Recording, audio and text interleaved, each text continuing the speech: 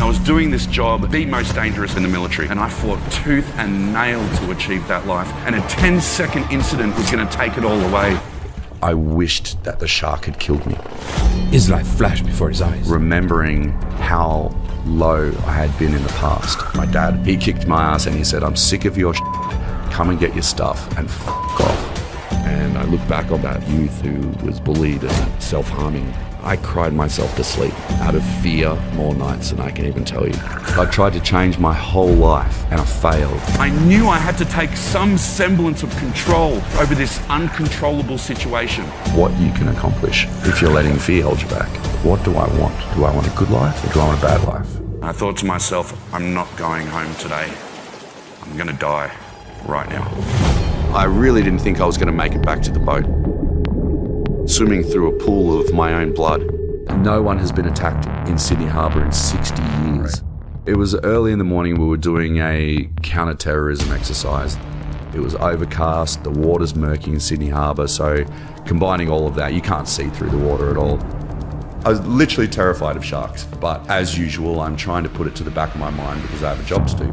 And I look over my left shoulder to make sure that I'm going in the right direction. And I turn around and my brain couldn't comprehend what I was seeing. This gigantic grey head and the lips are pulled back. I can see these teeth half embedded into my thigh, embedded into my wrist, one big black eye staring at me. And then my survival instincts kick in and I'm thinking, go for the eyeball, but the shark's got my hand. Now when a bull shark grabs something, its teeth act as a saw. And just as I was coming in, it started to shake me. And this all-encompassing pain rattled me to my core and all the strength went out of my punch. The shark just continued to shake me like ragdoll, just tearing the meat out of my leg and tearing my hand off my arm.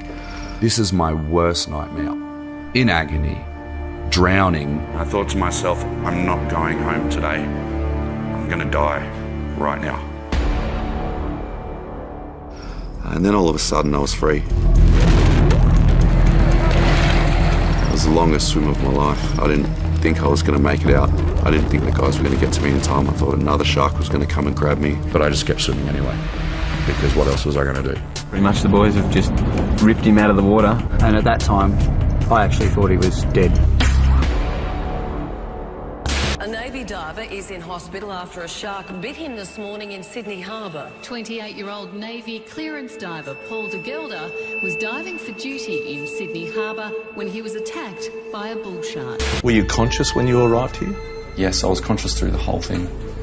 I figured if I passed out, if I closed my eyes and I'd die, so I didn't want that to happen. All I could see was this curtain around my bed, my legs gone in agony, my hands gone, and all I wanted to do was die. I wished that the shark had killed me. This was my absolute lowest point ever in my life, and I wouldn't wish this feeling on another human soul. I was laying in my bed thinking, okay, what now? Remembering how low I had been in the past.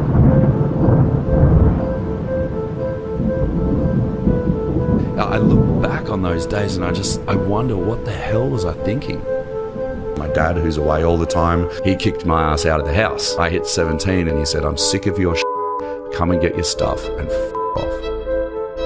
I look back on my life from where I'd started out as that lost, misguided youth who was bullied and self-harming to what I'd accomplished in my life. Ever since I joined the military, I was just living my dream. And I fought tooth and nail to achieve that life, and a 10-second incident was going to take it all away. I cried myself to sleep more nights than I can even tell you. Out of fear, out of pain, out of loss and frustration, not knowing the uncertainty of where my life was going to go from here. I was really scared of losing my career and everything that I felt completed my identity. To go back and face some of those realities of who I used to be was quite hard. Remembering what it's like to live in a house with no electricity, no running water, and swearing to yourself that you will not go back to that. Anything is better than that. That powered me through some of the darkest days. When you worry and you do that, do something about it. I thought, well, I can sit here and I can cry myself to sleep, and I can wallow in my self-pity. I can push all of this love and support that I was being given away. Or I could do what the military had trained me to do. I could use all of that love and support that I was being given, and I could look at the great things I still had in my life and the great things I still had yet to achieve. So I made a simple choice. What do I want? Do I want a good life or do I want a bad life? It's the fundamental choice that you get to have. What do I want? That's our power. So I needed to work straight away. 2 days after I had my leg chopped off, I'm trying to train in my bed. I'm doing one-arm chin-ups on the bar above my bed. There was no way I was going to stop. I had a goal. I had a huge, big, ridiculous goal of being allowed to go back to work. No one believed that it could actually be done. So I just busted my ass every day. And I went to my boss at the dive school one day and asked him what the chances of me moving back to the dive teams was, and he said 0. And so that was when I decided that I was going to leave the military, and that was terrifying. I had this horrible vision of having a life without value and purpose. And I knew what it was like in that headspace where I was unmotivated and I didn't care about achieving things. And then I realized you're not fully aware of what you can accomplish if you're letting fear hold you back. I was still terrified of sharks. I tried to change my whole life and I failed, but I don't give up. 4 years after losing a hand and a leg to a bull shark, Paul is heading out to confront his nemesis. In the moment, right now, are the butterflies starting to churn a little bit? Yeah, I'm not going to lie to you, I'm a little bit nervous. I knew the hardest part was still to come. You are going to face the beast that took your arm and your leg. Yeah, I'm not going to lie to you, I'm a little bit nervous. I don't know if there's going to be any bull sharks down there on this one dive. I'm kind of hoping there is and kind of hoping there isn't. It's that awe-inspiring fear coming face to face with a minibus full of teeth. I shifted my perspective from not having the knowledge about sharks to learning, because knowledge dispels fear. Sometimes you just gotta close your eyes and jump.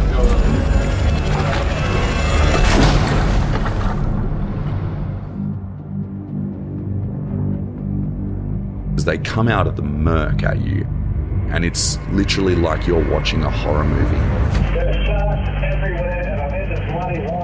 And I just had to stay there, even though I was very, very nervous that it was going to bite my head off. My brain was telling me, okay, you're going to die right now. You're not going home today. This is it. I was so scared.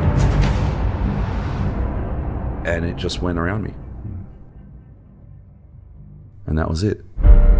And then eventually we swam back to the cage and I came to the surface and I was fine. And I got to see these remarkable animals, without the bars in the way, one-on-one, not acting like food and not as prey.